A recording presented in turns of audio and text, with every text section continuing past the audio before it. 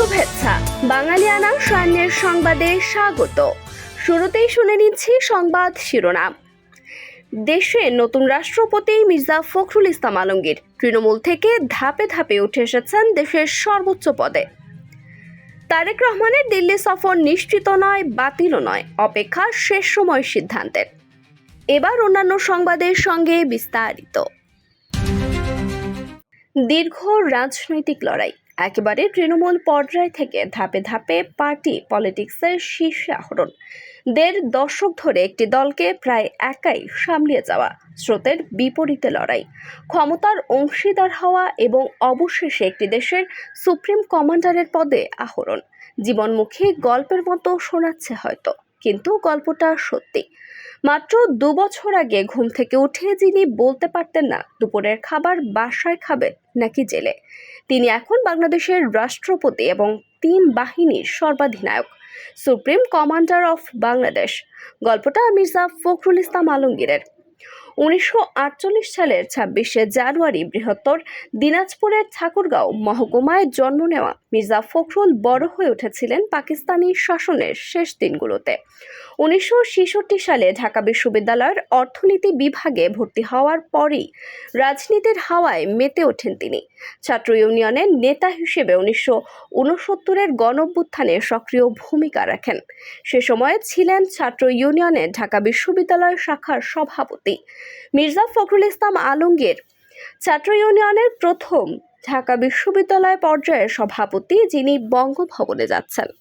১৯৭১ সালে পাকিস্তানি সেনাবাহিনীর ক্র্যাকডাউনের পর ঠাকুরগাঁও চলে যান তিনি।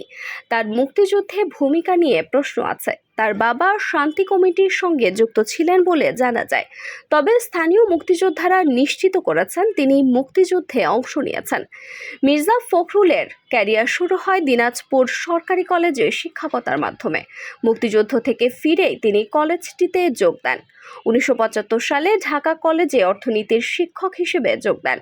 ১৯৭৯ সালে তৎকালীন উপপ্রধানমন্ত্রী এস.এ. বারীর প্রাইভেট সেক্রেটারি হিসেবে নিযুক্ত হন ফখরুল। এভাবেই বিএনপির রাজনীতির সংস্পর্শ পেতে শুরু করেন এই সাবেক ছাত্র ইউনিয়ন নেতা। ১৯৮৬ সালে সক্রিয় রাজনীতিতে ফিরে আসেন। ১৯৮৮ সালে ঠাকুরগাঁও পৌরসভার চেয়ারম্যান নির্বাচিত হন। স্বৈরতন্ত্র বিরোধী আন্দোলনে সক্রিয় ভূমিকা রাখেন। ১৯৯০ সালে গণঅভ্যুত্থানে তার নেতৃত্ব ছিল স্থানীয় পর্যায় থেকে শুরু করে জাতীয় পর্যায়েও দৃশ্যমান। ১৯৯১ সালে পঞ্চম জাতীয় সংসদ নির্বাচনে ঠাকুরগাঁও ১ আসন থেকে প্রথমবারের মতো সংসদ সদস্য নির্বাচিত হন। ১৯৯২ সালে ঠাকুরগাঁও জেলা বিএনপির সভাপতি হিসেবে দায়িত্ব নেন। ১৯৯৬ সালে ষষ্ঠ জাতীয় সংসদ নির্বাচনেও একই আসন থেকে সংসদ সদস্য নির্বাচিত হন। ২০০১ সালে অষ্টম জাতীয় সংসদ নির্বাচনে তৃতীয়বারের মতো সংসদ সদস্য নির্বাচিত হন। খালেদা জিয়ার মন্ত্রিসভায় কৃষি প্রতিমন্ত্রী হিসেবে দায়িত্ব পালন করেন। পরে বেসামরিক বিমান এবং পর্যটন প্রতিমন্ত্রীর দায়িত্বও পান। সব ঠিক থাকলে আগামীকাল শপথ নেবেন মির্জা ফখরুল ইসলাম আলমগীর। বিরল এই রাজনীতিবিদকে বাংলাদেশের প্রায় সব দল আর মতের মানুষই পছন্দ করেন। শান্ত এই বাচনভঙ্গির মানুষটি আজ বাংলাদেশের রাষ্ট্রপতি, সুপ্রিম কমান্ডার। জেল নয়, এবার বঙ্গভবনে যাচ্ছেন মির্জা ফখরুল ইসলাম আলমগীর। ক্রিকেটের চেয়েও রাজনীতি অনেক বেশি গৌরবময়, অনিশ্চয়তার খেলা বোধ হয়।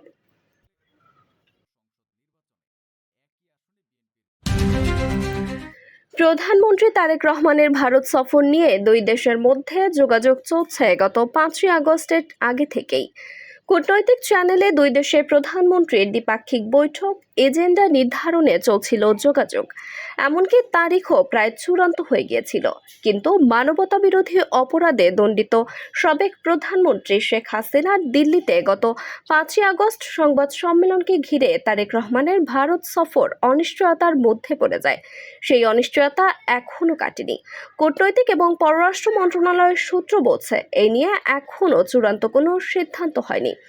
১৭ বছর আওয়ামী লীগ সরকারের সঙ্গে ভারতের ঘনিষ্ঠ সম্পর্ক থাকলেও রাজনৈতিক দল হিসেবে বিএনপির সঙ্গে তেমন কোনো নৈকট্য ছিল না।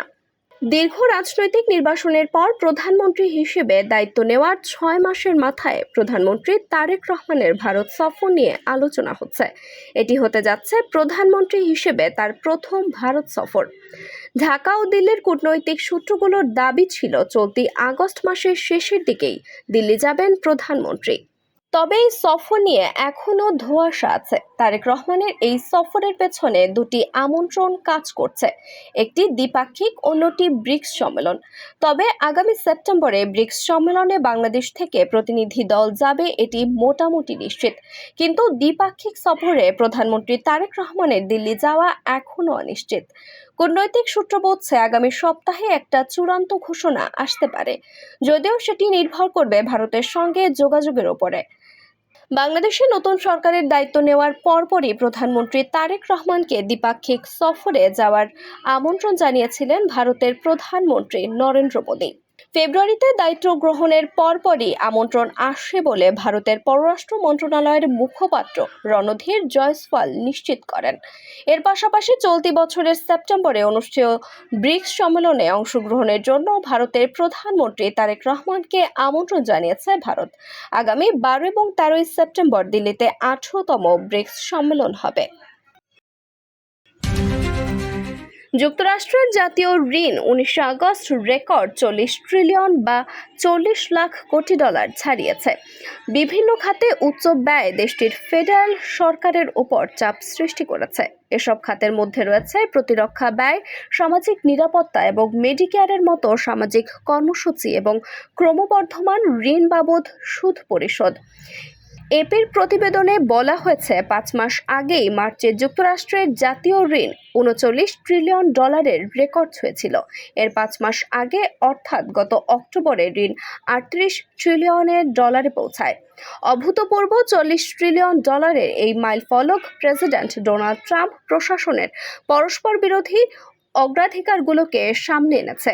এর মধ্যে রয়েছে প্রতিরক্ষা ব্যয় বৃদ্ধি, যার উপর নির্ভর করে যুক্তরাষ্ট্র প্রায় 6 মাস ধরে চলা ইরানের সঙ্গে যুদ্ধে সামরিক কার্যক্রম চালাচ্ছে। একই সঙ্গে গ্যাস এবং নিত্য প্রয়োজনীয় পণ্যের দাম হ্রাসের চেষ্টার প্রভাবও পড়ছে সরকারি ব্যয়। বহুল প্রতীক্ষিত নবম জাতীয় পে স্কেলের গ্যাজেট আগামী সেপ্টেম্বরের দ্বিতীয় সপ্তাহে প্রকাশের লক্ষ্যে জোর প্রস্তুতি চলছে। বেতন বৃদ্ধির হার, বিভিন্ন ভাতা ও সুযোগ সুবিধা, জুডিশিয়াল সার্ভিসের বেতন কাঠামোর সঙ্গে সমন্বয় এবং সরকারের আর্থিক সক্ষমতা নিয়ে পর্যালোচনার কারণে নির্ধারিত সময়ের চেয়ে গ্যাজেট প্রকাশে কিছুটা বিলম্ব হচ্ছে। সংশ্লিষ্ট সূত্র জানিয়েছে এসব জটিলতা দ্রুত নিষ্পত্তি করে সেপ্টেম্বরের প্রথম দিকেই নবম পে স্কেলের প্রস্তাব মন্ত্রিসভায় উপস্থাপনের প্রস্তুতি চলছে। মন্ত্রিসভায় অনুমোদনের পর প্রস্তাবটি আইন মন্ত্রণালয়ে ভোটিংয়ের জন্য পাঠানো হবে। আইনগত প্রক্রিয়া শেষ হলে সেপ্টেম্বরের দ্বিতীয় সপ্তাহে গ্যাজেট প্রকাশের লক্ষ্য রয়েছে। সরকারের বর্তমান পরিকল্পনা অনুযায়ী অক্টোবর থেকে সরকারি চাকরিজীবীরা নতুন বেতন কাঠামো অনুযায়ী বেতন পেতে পারেন। তবে নতুন পে স্কেল 1 জুলাই থেকে কার্যকর করা হবে।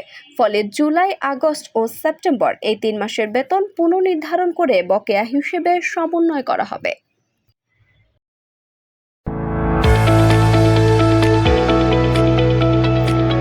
এবারে শুনে নিচ্ছে বাঙালিয়ানা বাণিজ্যের সংবাদ। খোলা বাজারে বাড়তে বাড়তে ডলারের দর 128 টাকা ছাড়িয়েছে। ব্যাংকের লেনদেনের চিত্র এর বিপরীত। আন্তঃব্যাংক মুদ্রা বাজারে প্রতি ডলার 122 টাকায় নেমেছে। 2 সপ্তাহের ব্যবধানে 1 টাকা 81 পয়সা এবং শতাংশের হিসাবে কমেছে 1.46%। ব্যাংকিং চ্যানেলে এভাবে ডলারের দর কমতে থাকলে বিদেশি মুদ্রার সঞ্চয়ন এবং রিজার্ভের প্রধান দুটি উৎস প্রবাসীদের পাঠানো রেমিটেন্স এবং রপ্তানি আয় নেতিবাচক প্রভাব পড়তে পারে বলে শঙ্কার কথা বলছেন ব্যাংকাররা। এমন প্রেক্ষাপট দর ধরে রাখতে মাস দুয়েকের ব্যবধানে বাজার থেকে আবার ডলার কেনার চিন্তা করছে বাংলাদেশ ব্যাংক।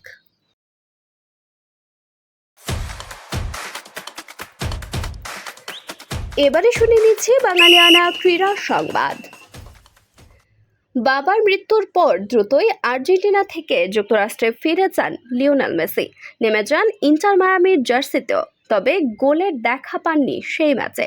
বাবা হোর্হে মেসির মৃত্যুর পর প্রথম গোলের দেখা পান মেসি 20 আগস্ট ভোরে ফিলাডেলফিয়া ইউনিয়নের বিপক্ষে। এর আগে গত 8 আগস্ট আর্জেন্টিনার রোজারিওতে আর্জেন্টাইন কিংবদন্তি মেসির বাবা মারা যান 68 বছর বয়সে। যোগ করার সময়ে খেলা হয়েছে 12 মিনিট। একদম শেষের দিকে মায়ামির ইয়ানিক ব্রাইট এবং ফিলাডেলফিয়ার 16 বছর বয়সী বাংলাদেশি বংশোদ্ভূত মিডফিল্ডার কাভান সুলিভান লাল কার্ড দেখেন। ঘটনার শুরু কাভানের ভাই কুইন সুলিভানের সঙ্গে মায়ামির ইয়ান ফ্রের বাদানুবাদ থেকে। ফ্রে তাকে মারাত্মক ফাউল করেছিলেন বলে মনে হয়েছিল।